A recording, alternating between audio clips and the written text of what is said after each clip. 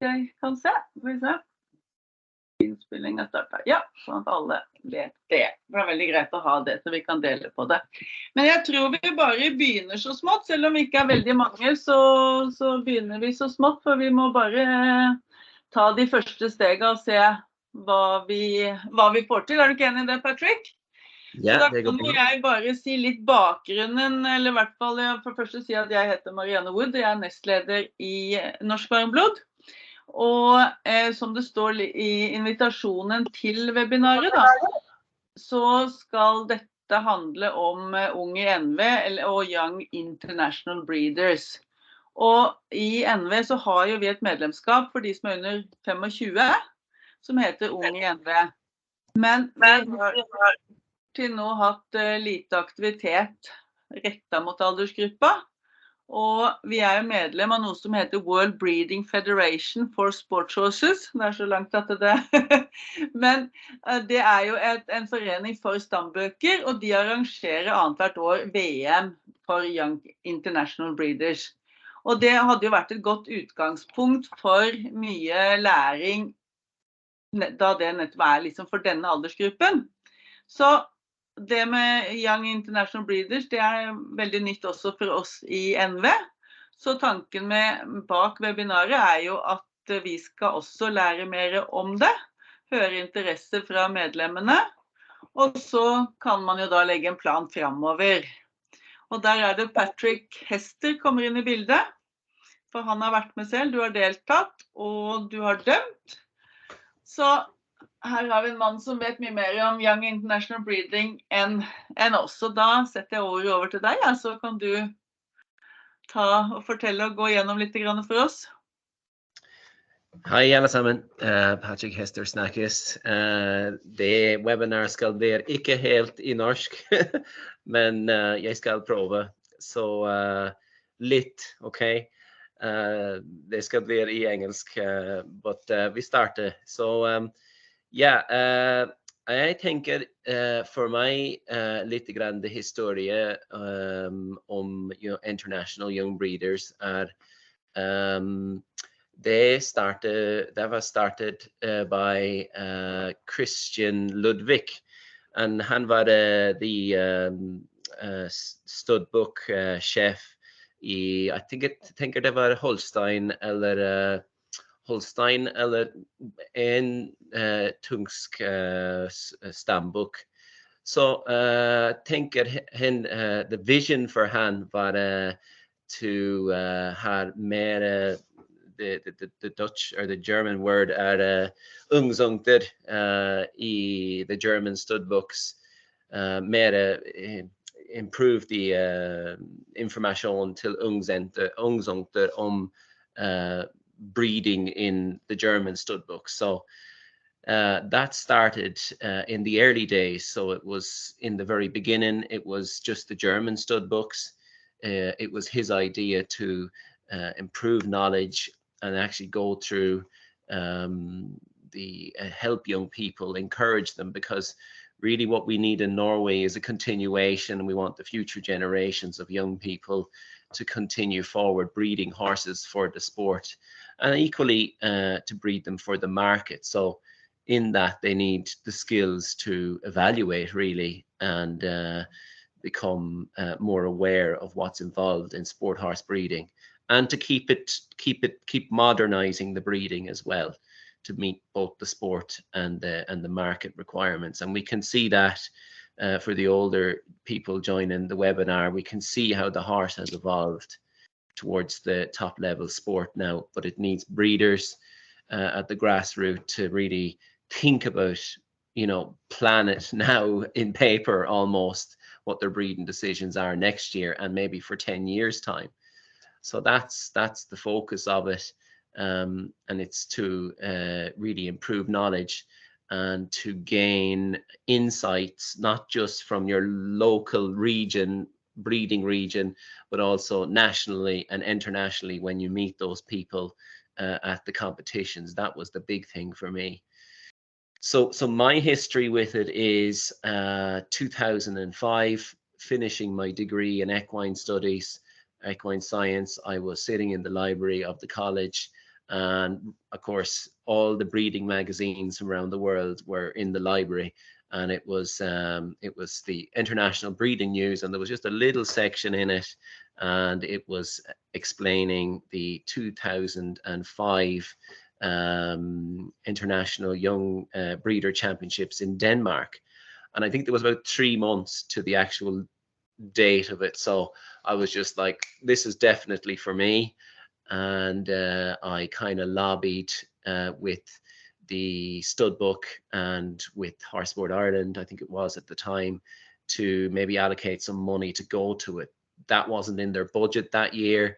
So I went and wrote a letter to all the stud farms across Ireland, and we got the funding to pay for the flights and our entry fees to it. So there it started for Ireland.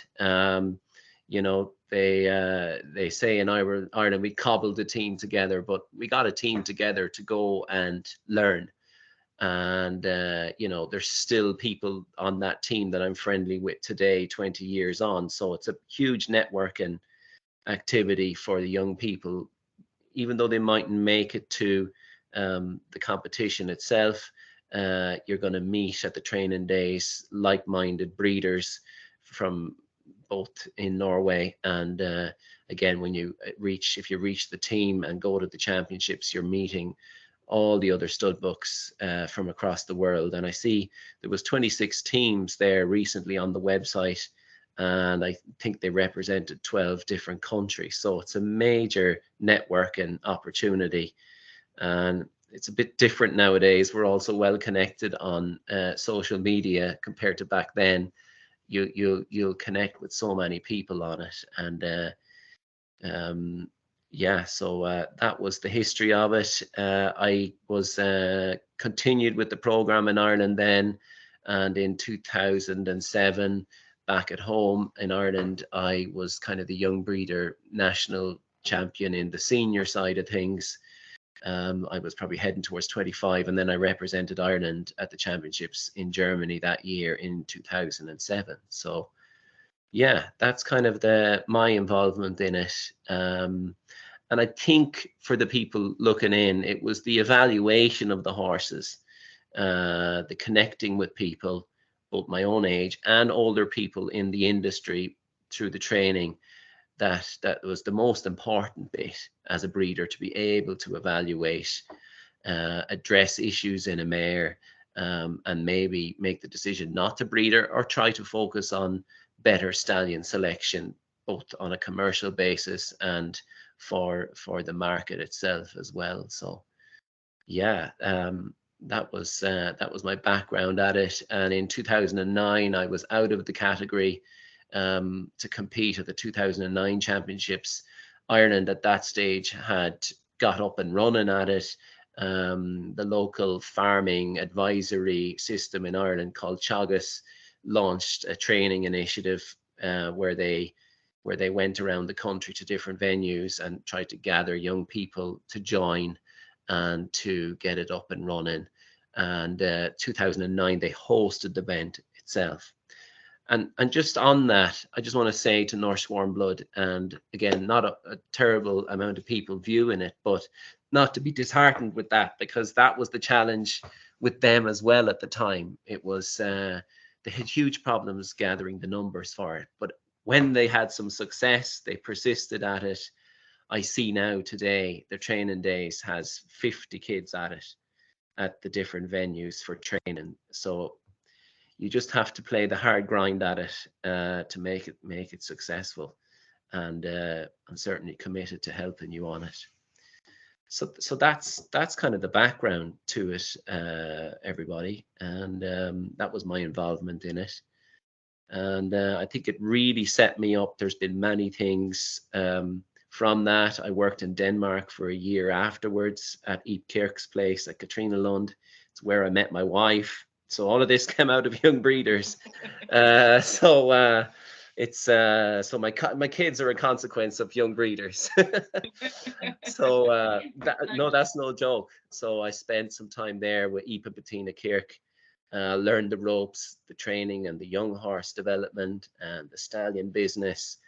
And, you know, I'm still reflecting on my experiences there we went on a stud tour after the Danish championships in 2005, and the memories I have of it is still vivid today, and the experience of it was a real eye-opener to the global world of sport horse breeding, as what it is now, both breeding and the sport. So yeah, that's the overview on my history yes, that's and involvement in it. And looking at the web page for young breeders, I mean, there's a lot of curriculum, and it's a lot of learning in it, both, you know, for training to go to the World Championships, I gather. For sure, you know, the first year we were definitely out of our depth, and maybe we'll show the viewers now a little bit about see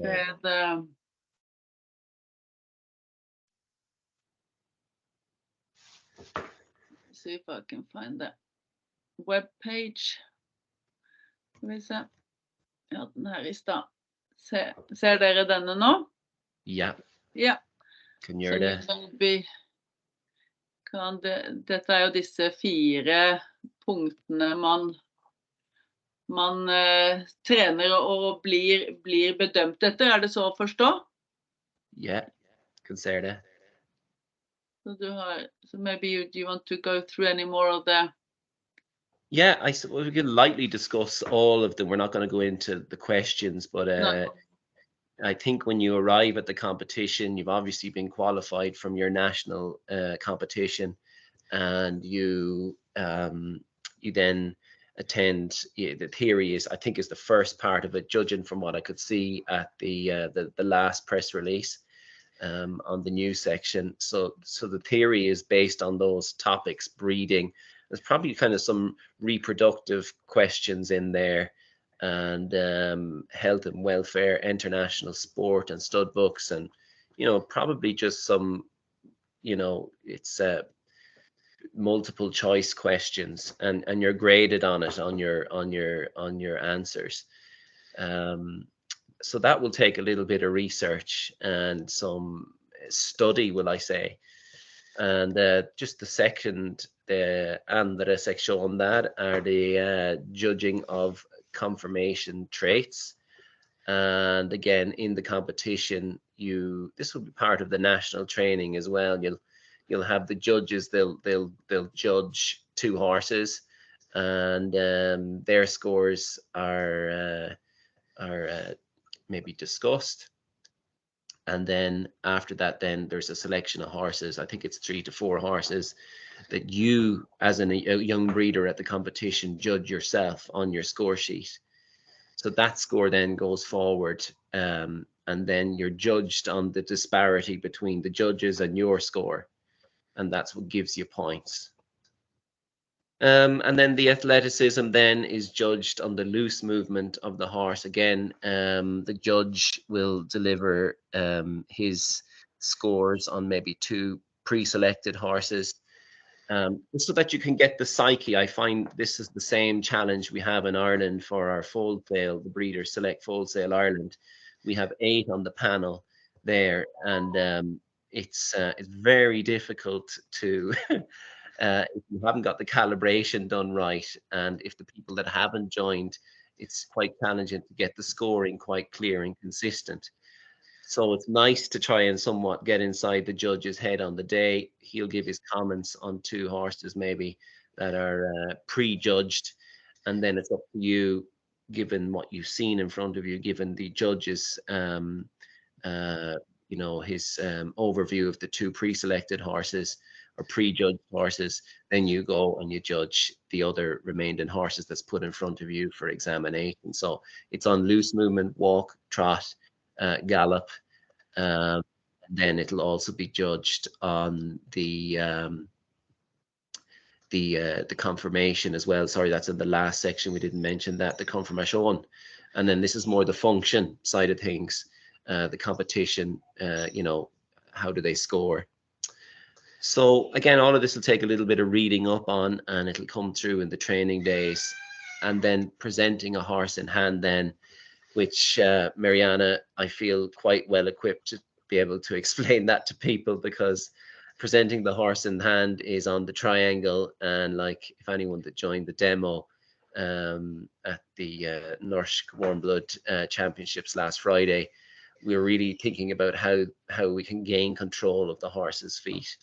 So that'll be presentation, and it'll be your ability to present a given horse to you on the day from the center or from the national the competition center. You'll be given a horse that you just have maybe 5 to 10 minutes to get to know and present them then to the best of your ability. And the use of aids, good rhythm and control are important. That's what it says there. So that's a whole practice of presenting the horse on the triangle. That takes time and it takes practice. But I feel well equipped to be able to explain that to people, having judged it and actually presented them for the competition. Yeah. Og mye av dette jo for så vidt, I hvert fall av disse, både løsvisning og presenting a horse in hand jo selvfølgelig også ting som kommer inn I bildet på våre utstillinger. Ikke sant? Det jo, vi viser jo når vi har utstillinger eller unghetstester, så viser man jo også hestene. Så det klart det veldig mye her som også relevant til hverdagen. Av å ha unghester eller følg som man har lyst til å vise på utstilling for eksempel. Og lære seg å presentere de ordentlig, det har jo veldig mye å si for helheten. Ja, det vel det samme. Spennende. Jeg så på noen av disse spørsmålene, dere kan jo gå inn selv på hjemmesiden, dette jo hjemmesiden til WBFSH, og det en ordentlig god læreprosess, det veldig mye interessant.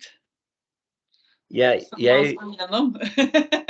Yeah, I really think it's the foundation. This competition is really the foundation of a breeder's career. You know, it really is. You network, and really it's about the assessment. That's so key in a breeding program. You guys know that as well. But for the actual individual breeder owner to have that skill and that knowledge is key to a successful breeding program. And not alone just the theory and the conformation traits and the athleticism, but also the underlying, handling a horse and his temperament and judging his character. And, if this mare is a little bit hot and, what will complement it. And if it's a bit cold, will it complement it with something more warm? And it's, warm blood breeding is a real mix nowadays. So it's, I really think this is the foundation to a breeder's career.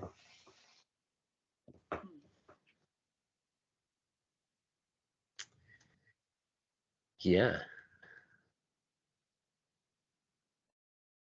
Men sånn som når dere var, jeg tenker litt på, jeg spør litt, dette selve treningsprogrammet, for eksempel dere har I Irland, hvem det som står bak, og hvordan trener dere før et sånt mesterskap, eller mot et mesterskap? Altså, hvem det som står for det? Det stambøkene? Det pony club? Det... Yeah. Det spørsmål for meg? Ja, jeg spør. Ja, jeg spør med meg. Ja, det var stor utfordring for de irsk folk når de startet med det først. De prøver hver ting. De snakker med the pony club, de snakker med the colleges, the Lane Valley, the ungdomsskole. They tried everything, but it was the success of the team that really got things going in Ireland. And success was getting positioned at the competitions, and that that was the one. But they had to persist with a good plan and a clear strategy for it, and visualize that it was a good thing. And vi kan se det nå, that det veldig bra. There was in young breeder that's now in the Irish Horse Centre system. Han had a liten gård hjemme, så han har 5 hopper nå med full være, and he's 18, you know, 18 and he is just, there was beef cattle and suckler cattle, beef production den liten gården, and now it's completely converted because it's very commercial now, and it's been, maybe if we get the opportunity, I don't know how long more you want to go on, but we could start to talk, well, what's the next step, and the whole equine farming side of things in Ireland. But yeah, it is challenging to get it up and running. I am more than willing to help. And I think there was even one lady has contacted from the demo at the weekend, and she says, oh, Patrick, I heard the demo and I heard the evaluation, and I heard about this webinar, and she wanted a demo with some young horses to be evaluated in loose jumping, while there's other riders in her stable as well. But she says, I have mares, my friends have mares, and we'd love a demo on evaluation. So there is a little opportunity for you guys to get together, and maybe we could discuss evaluate the young horses. They could be our guinea pigs, and we could get the score sheets, we could discuss the competition. And you know, if it's just a few people, so be it. You have to make a start. If this is something you want to put in your strategy within Norsk Varmblod, that you feel it's going to be a good thing, but it does take resources. So, but I'm willing to help, and generally the resources are there. Someone has contacted me already about something, so more than willing to help. Very interesting. Det noen som har noen spørsmål før vi går litt videre?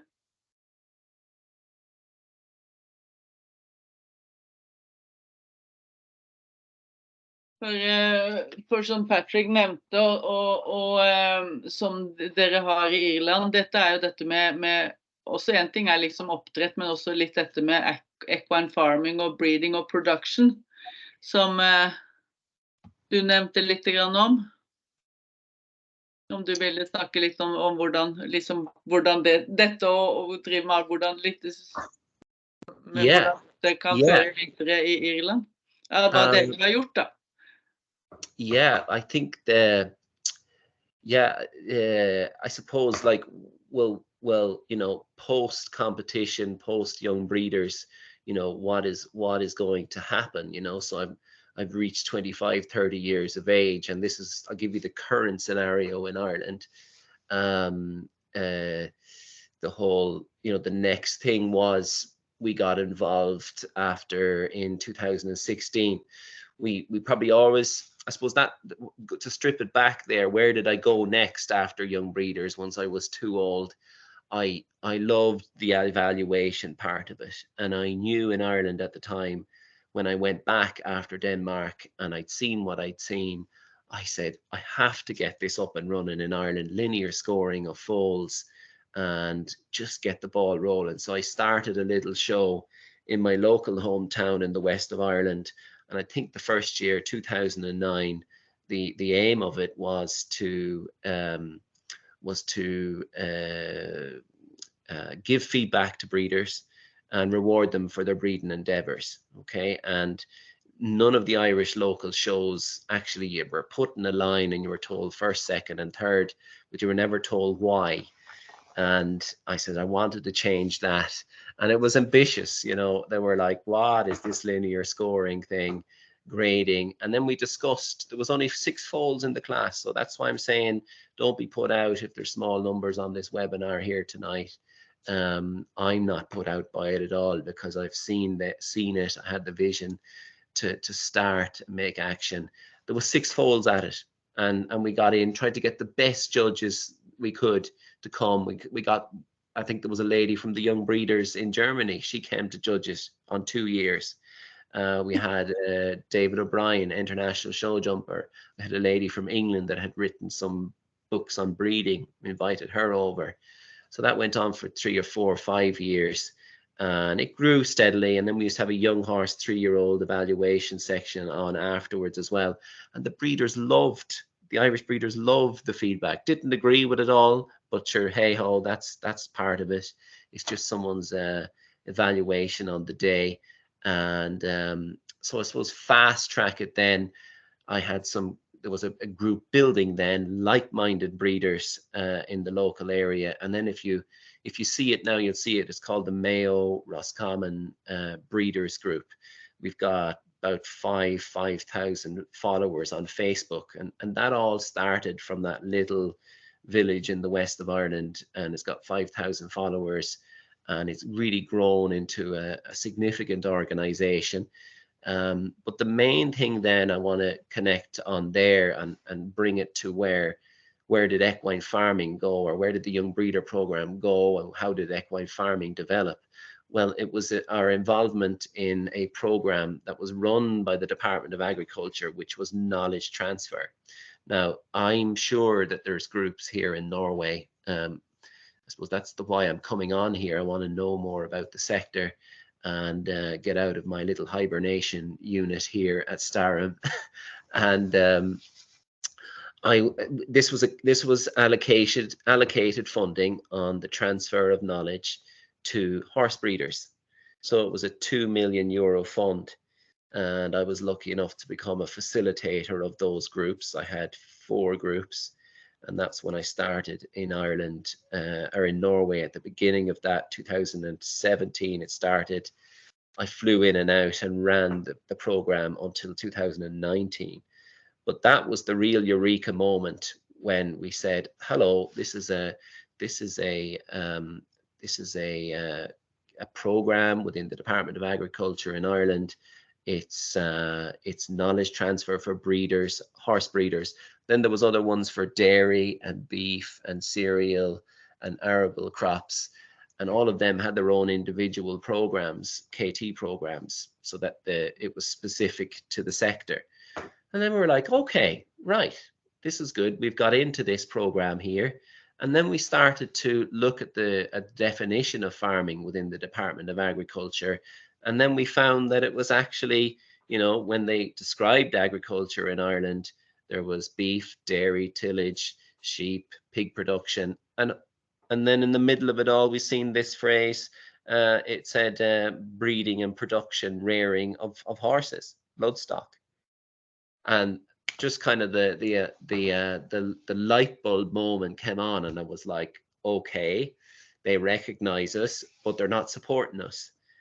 And then the whole phrase equine farming started to develop, and we started to question, well, why are we not in the targeted agricultural modernization scheme? We weren't allowed in that. We couldn't gain funding from the Department of Agriculture as an equine farming sector to build our facilities. Yet, if I was a trained beef farmer in the beef section, if I was trained and educated, I could get upwards of 60% funding to build my facilities for beef production.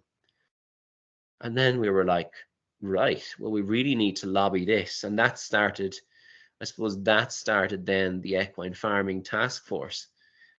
So that's why I haven't been doing much publicity in Norway. A lot of this has taken a lot of my time. And then we also recognized then that, well, we needed, within that KT program, we needed to identify 2 things. It was to improve the mare herd, improve the mares that we had ourselves as breeders in the KT group, and then improve our marketing.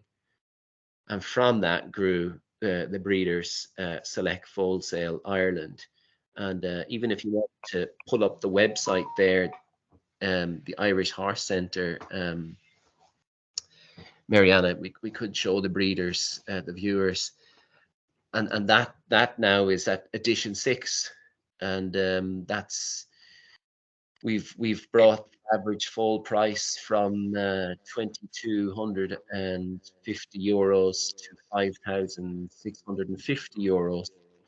The average full price, top full price of between 15 and 16,000. And I can tell you, this is having a significant impact on breeders' lives. You've given the sector some direction with their breeding. We've got a very good marketing platform now. So Irish Horse Centre, yeah, and it gives the breeders a platform to sell their product. So we've identified this is so from that KT program run by the Department of Agriculture that I facilitated, grew Mayo Roscommon Breeders Group, and then the Irish Horse Centre auction. Yeah, it's the top one.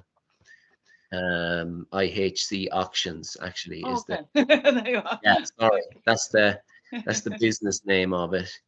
It's not updated for this year yet, but that's our platform there now, and you can see the different news articles in there as well. And that's our platform. And this year I've been at it this afternoon. There's 99 foals selected, breeding and show jumping and eventing foals selected. And you just take the first year, I think we had 32 foals and we viewed maybe 60. This year we viewed 260 foals, which is the full it's the full amount of foals roughly that's produced in Norsk Varmblod. But why I'm saying it is you have to start somewhere with it, and you have to have, our key thing was we had a good strategy and a good plan, and I wrote it, and I had a good team, and it is now what it is today. And yeah. And we've, on the equine farming front, we've done the lobbying. If you actually go into news there, Mariana, you can, there's a 2001 article. If you go to click to the bottom of it, you can see the different press releases from the foal sale. Yeah, the breakthrough, yeah, that one, the cap submission. So now I'm just conscious not to go on too much, but of course I find this interesting. So if you clicked in on that one there, Mariana, hopefully it opens for you. Yeah, good. So this kind of, through the KT program, we had seen, for people that are not familiar with it, we have the Common Agricultural Policy, which is what governs farming and all the environmental schemes that run throughout the whole of Europe into all the farming, different EU member states. And this is a very important document for in Ireland on this occasion. And you were like, well, how does this affect equine farming? It really does, because we gained recognition for an equine farming sector in Ireland, and we felt our leadership at the time just didn't understand equine farming and didn't really understand CAP, because they're kind of Horseboard Ireland gets funded by the Department of Agriculture, and it just gets put over there to one side, and there's their funding allocation, and just guys sort out the equine sector there, and just look at that sector. And then we started to say, no, we're a vibrant, we have a significant impact on the rural economy in Ireland. We'd like you to listen to us a little bit more. So this was just a submission. You'll be familiar with Michael Doherty Quarryfield Farm. He does Big Talk for Breeders. I know, Mariana, you've been on it, and me and him are very, very good colleagues and friends. We're in the west of Ireland as well. We said, we asked the leadership, well, could you maybe make a submission on our behalf? They didn't really understand the angle we were coming from on it, because we'd been through the KT program, we were facilitators. We discussed things with other KT facilitators that were non-equine, and learned a lot from that. And we just thought we need to get a document in here for the design of equine and get recognition for equine farming in CAP, the Common Agricultural Policy, 23 to 2027. So you can read the document there, anyone that's interested. It's on the bottom of that page in a PDF format. And that really was the start of our lobbying, you know, to get equine farming accredited, recognized, and open the doors to all the other schemes and gain recognition for it. Selvfølgelig steget videre, men det jo akkurat det dere da har klart I Irland, det jo det å få equine farming, altså hestenæring, til å bli mer anerkjent, og at man kan søke om støtte, sånn at man kan faktisk drive med dette her, ikke sant?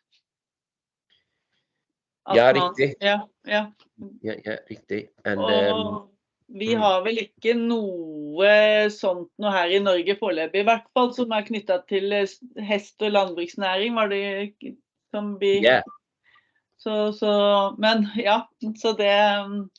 Og det vel for, hvis man da tenker for unge mennesker som kanskje skal ha lyst til å starte opp og leve av hest, så det klart at det kan være veien å gå, at man også kommer inn der og blir anerkjent som at hest faktisk en del av holdt jeg på å si, altså at hest også en del av landbruket da. For å si det sånn, på lik linje som du sier med kjøtt og biff og gris og alt mulig. Yes. Ja. Vi har det samme problem I Irland, you know, det var ingen recognition for the sector, and det var veldig interessert når vi startet en document om the CAP submission til DEFM, the Department of Agriculture, Food and Marine, and det var det hele land I det landbruk, skal vi si, I hele Irland. Det var når jeg snakker med Central Statistics Office in Ireland, jeg ser til det, you know, fra det siste census om agriculture I Irland, hvor mange prosent var det var landbrukt, you know, the land usage, and it came back, I think det var mellom 13% var for hesteproduksjon og training. So that was very significant in our lobbying, you know, and then we had the value of the sector, how much money it turned over, and then we prøvde å linke det til the objectives of the Common Agricultural Policy. And I think I have sent a little builder to deg, Marianne, the interventions, the aims of the Common Agricultural Policy. And there were flere, I think there's 9 interventions or 9 outcomes or 9 objectives. And there were flere that the equine sector har en bedre jobb til den andre. And to var vi har en veldig ung population of folk interessert I hest, når det andre sectors I landbruks production, I beef og dairy og cereals, det var veldig gammel. So that was one, there was so mange ung folk involved in equine farming, breeding and production. And then the andre var, det var så mange jenter, or damer. Yeah, so ung damer. So this was like, so now under the Common Agricultural Policy, a woman can take over, have a farm, be the main herd number or main eier on the land area, and gain, I think it's 60 or 70% for the building of facilities, because they want young female farmers in agriculture I Europa. And I think det cirka samme her I Norge. Det I hvert fall mye damer. Nei, men det spennende. Men først skal vi kanskje tenke å få ut noen unge young international breeders, da, så har vi noe å bygge videre på etter hvert. Jeg vet ikke, jeg tror jeg kjenner de fleste på lista her. Det vel egentlig kanskje bare deg, Kristine, som det under eller over 25? Jeg under, ja. Ja, så du inne nå, så det Mette 2 ganger, eller det en Mette gjest her som ikke vi kjenner? Eller det Mettes Hansson som logget inn 2 ganger på sammen?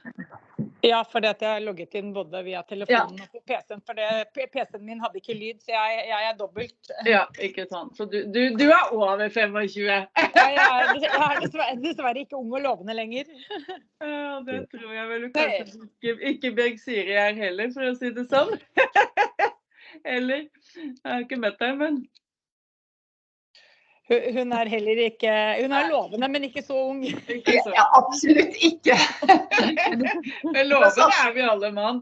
Men jeg må jo si det at, jeg vet ikke hva du tenker, Kristine, du kan jo håpe å si være litt, men det klart at hvis vi kunne få til noe rundt dette med Young International Young Breeders, eller I hvert fall ung I NV, om første omgang, så det jo veldig mye godt stoff som man kan lære seg, som jeg føler I hvert fall at man kan ha mye glede av, både I hverdagssituasjoner med hest, om man skal holde på med hest og holde på om man skal avle litt grann, eller om man tenker veldig profesjonelt, så må det jo være veldig mye interessant man kan være med på. Absolutt. Og ikke minst bygge seg et nettverk rundt I miljøet. Så vi må jobbe litt videre og se hva vi kan få til rundt dette her. Det tror jeg hadde vært veldig interessant. Så jeg tenker om en trening, det neste championships I Denmark 2024, and jeg tenker det mulighet for en trening der jeg har på Starum. Vi må snakke med dere.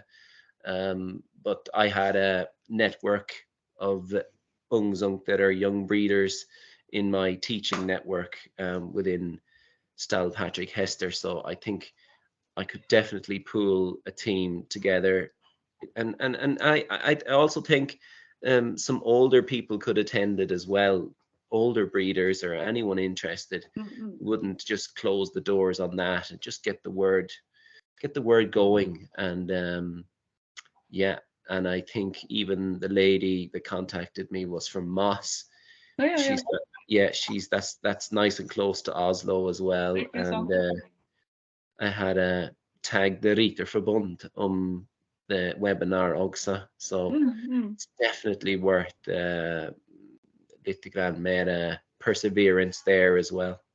Ja, absolutt. Og som du sier, det var som noen nevnte når vi var nå I Arendal på Breeders der, at her I Norge så vi jo egentlig veldig mange av oss som om ikke vi unge av alder, så vi I hvert fall unge innen avl. Altså vi jo, det jo mange som, så et sånt kurs eller en sånn arrangement kan jo, selv om man kanskje vil spisse og tenke på et lag mot Young International Breeding, så det klart at det kan være vel så også interessant for selv om man over 25. At man kan inkludere flere, men ikke sant? Yeah, for my Irland, for the program for the older breeders was the knowledge transfer program where they could meet 5 or 6 times a year, or 6 times a year it was. And then there were national KT events, knowledge transfer events, where you set a topic. I'm running one in Ireland in September, where we skal had maybe up till 10 stykker of the selected foals for the foal sale in October, and we will have information evening scoring and setting value on the foals that's going to appear at the foal sale. So there were KT events. So that was a lead on from the that are the young breeders, or ung I Norsk Varmblod, that maybe down the line, guys, you could maybe lobby for something in government that you could get the funding to educate your breeders in Norway as well, and really push the equine farming. And guys, as I talk about equine farming to you guys and the template, which I think is developing now, I go to Hungary in the winter, and I do a talk with a EU politician on this as well. She's part of the European Horse Network. They meet from time to time, and she's been following what we've been doing in Ireland, and I keep tagging her and stuff as well. And we'll be meeting with her in the winter time as well. So the template is, I think it's something that's can evolve for sure, and the proof is in Ireland. And yeah, and I just I feel my last thing on it now, guys, I don't want to be going on too much about it. We were very involved then because of CAP and the whole sustainability and the Milio and the climate action and change. You know, it was really important to liaise with Horse Sport Ireland, and they did a document with our collaboration. It was called The Business of Breeding. I must send you a copy of it, Mariana. And then recently this year, then there was a collaboration between Horse Sport Ireland and the British Equestrian Federation, and that was really looking at the sustainability of equestrian sport, breeding and equestrianism. And that's a document that we were involved with as well. They interviewed us as being, you know, the Mayo Roscommon Breeders Group. So really, you know, we've come a long way in a short space of time, and we're changing a lot of things over there as well, and getting more recognition for the sector through lobbying, and not being annoying, or, you know, saying you're not giving us money. Really putting the facts in front of politicians and government to really explain the value of the horse sport, because it doesn't get recognition, you know. So it's a international problem. Ja, det må vi jobbe med. Mette har en kommentar eller spørsmål. Oh, cool, Mette. Ja, takk for nyttig informasjon.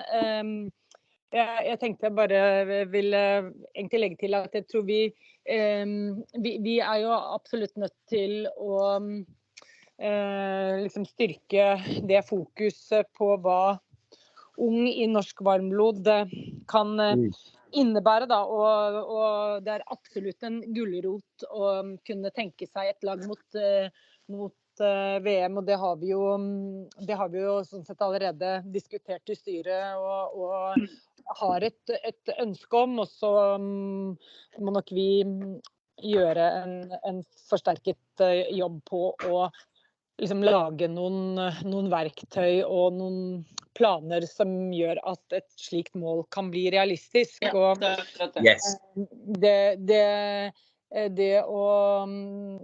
vi ser jo at vi har jo mange unge som kommer til utstillinger og arrangementer, og det er jo absolutt der rekrutteringen er, så jeg tror vi har flere muligheter til å kunne liksom lage relativt lavterskeltilbud knyttet til løshopping, lanseringskurs, ting som er knyttet til de regionale arrangementene våre, hvor vi kan få til liksom noen parallelle aktiviteter. Ja, det er akkurat det. Vi skal jo ha styremøte i morgen, og vi har jo på en måte noen tanker rundt dette med young breeders som man må få til kanskje en mer sånn konkretisering enn det noe mer diffuse, hva skal jeg si, ambisjonsnivå som vi har hatt til nå da, og det er noe med å vekke litt både bevisstheten og interessen. Jeg tror det mange av våre unge medlemmer som heller ikke kanskje klar over den muligheten, fordi vi heller ikke har vært flinke nok til å formidle det, og til å egentlig ha et tilbud, slik at dette faktisk kan være en realitet. Ja, det akkurat det. Og nå har vi fått litt mer kjøtt på beinet og kan liksom tenke litt videre. Så hadde jeg bare lyst til å komme med en liten kommentar i forhold til dette med synliggjøring av, eller muligheter for å få til ordninger for hestenæringen, liksom tilsvarende landbruksnæringen. Og jeg tror, og det kanskje du klar over også, Patrick, at vi har jo veldig dårlig dokumentasjon for hvor mange hester som faktisk i Norge, og selv etter opprettelsen av dette nasjonale hesteregisteret så vet vi jo at det en ekstrem underrapportering dit. Så jeg tror det første steg jo faktisk å få et slags hestemanntal, og ikke minst synliggjøre da hva hesterelaterte aktiviteter innebærer av verdiskaping. Og der pågår det jo nå egentlig et forskningsprosjekt i samarbeid mellom Norge og Sverige, hvor i hvert fall Norsk Hestesenter sitter i en sånn referansegruppe for å rett og slett synliggjøre hva liksom hestenæringen bidrar til i samfunnet. Og jeg tror før man har det på plass, så blir det liksom vanskelig å forvente å få noe særlig gjennomslag hos myndighetene for støtteordninger. Og den biten, altså det vel planlagt eller tenkt at det skal liksom komme på bordet i løpet av høsten året nå 2023, men det ligger jo litt sånn på et nivå over oss, men jeg tror det en nødvendig forutsetning da, for at man skal kunne liksom trykke på døren eller forvente at hestenæringen skal liksom få stimuleringstilskudd på samme måte som andre næringer i landbruket.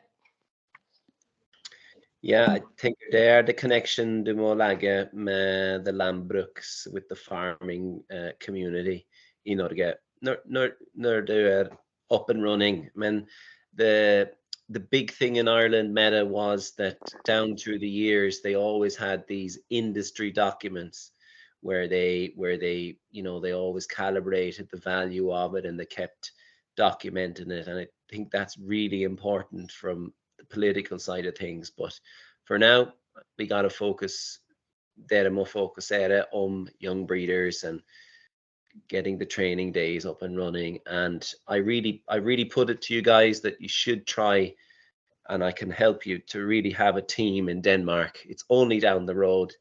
Go there, experience it, and go and grow from there is what I would suggest. And if it's a funding thing, I'll even put some sponsorship into the program to help get it going through my business here. So and I know a few people in Norway that would do the same, and that's how I did it. So Ja, det veldig interessant. Nei, nå får vi gå tilbake og sette oss ned, og så får vi lage en plan og ta det opp litt i styremøtet vårt og tenke litt videre men dette veldig, jeg tror nok det veldig spennende og mye vi kan gjøre der. Absolutt, og som du sier, hvis ballen først kunne begynne å rulle, så ruller den nok fortere etter hvert. Helt klart. Yes. Ja, nei, men det noe mer i kommentarer? Vi hadde satt av en time, så vi skal ikke holde på folk, men vi har i hvert fall kommet litt i gang og fått litt mer informasjon og har mye å tenke på, og veldig takknemlig for at du stiller opp og villig til å være med oss på denne biten, Patrick, så det vil vi absolutt benytte oss av. Og komme tilbake til deg litt nærmere og lage en plan og se litt hva vi kan finne på her. Absolutt. Ja. Veldig bra. Da tror jeg vi avslutter der, hvis ikke det noen flere kommentarer eller spørsmål eller andre Putt. Nei, men da holder vi kontakten, Patrick, og tusen hjertelig takk for at du stilte opp, og takk for informasjon og i det hele tatt, og så snakkes vi. Vi snakkes. Ja, Takk sammen. takk. Kom hit. I like måte alt sammen. Hei, hei.